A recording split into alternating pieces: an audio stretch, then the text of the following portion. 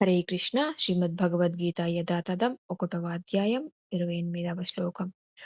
అర్జున ఉవాచ దృష్ట్వేమం స్వజనం కృష్ణ యుయుత్సుం సముపస్థితం సీదంతి మమ గాత్రాని ముఖం చ పరిశుష్యతి.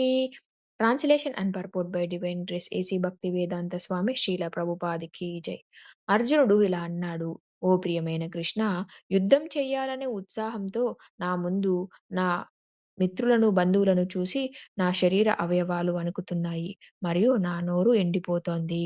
భాష్యం: భగవంతుని పట్ల నిజమైన భక్తి ఉన్న మనిషిలో దేవతలలో లేదా దేవగణాలలో కనిపించే అన్ని మంచి గుణాలు ఉంటాయి. అయితే భక్తుడు కాని వ్యక్తి విద్య మరియు సంస్కృతిలో భౌతికంగా ఎంత అభివృద్ధి చెందినా దైవి గుణాలలో లోపిస్తాడు. అందువల్ల అర్జునుడు యుద్ధభూమిలో తన బంధువులు, మిత్రులు, స్వజనులను చూసిన వెంటనే తమలో తాము పోరాడాలని నిర్ణయించుకున్న వారి పట్ల కరుణతో మునిగిపోయాడు. తన సైనికుల విషయంలో అతనికి మొదటి నుండి సానుభూతి ఉంది. కానీ ఎదుటి పక్ష సైనికుల రాబోయే మరణాన్ని ముందే ఊహించి వారి పట్ల కూడా అతడు కరుణను అనుభవించాడు. అలా ఆలోచిస్తుండగా అతని శరీర అవయవాలు వణకడం ప్రారంభించాయి మరియు అతని నోరు ఎండిపోతోంది. వారి యుద్ధోత్సాహాన్ని చూసి అతను కొంత ఆశ్చర్యపోయాడు. ఆచరణాత్మకంగా అర్జునుని రక్త సంబంధీకులైన మొత్తం సమాజం అతనితో పోరాడటానికి వచ్చింది. ఇది అర్జునుడి వంటి దయగల భక్తుడికి కలవరపరిచింది. ఇక్కడ ప్రత్యేకంగా చెప్పనప్పటికీ అర్జునుడికి శరీర అవయవాలు వణకడం మరియు నోరు ఎండిపోవడం మాత్రమే కాకుండా కరుణతో అతను ఏడుస్తున్నాడని కూడా సులభంగా ఊహించవచ్చు.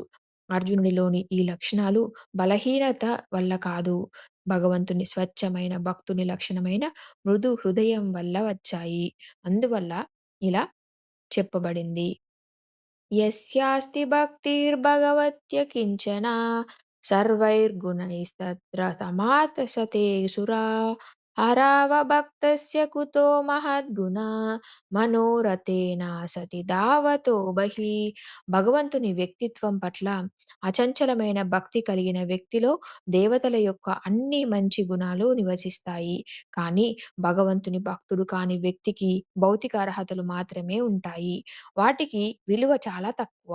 ఎందుకంటే అతను మానసిక స్థాయిలో తిరుగుతూ మెరిసే భౌతిక శక్తిచే ఆకర్షించబడతాడు. భాగవతం 5వ స్కందం 18వ చాప్టర్ 12వ శ్లోకం. హరే కృష్ణ.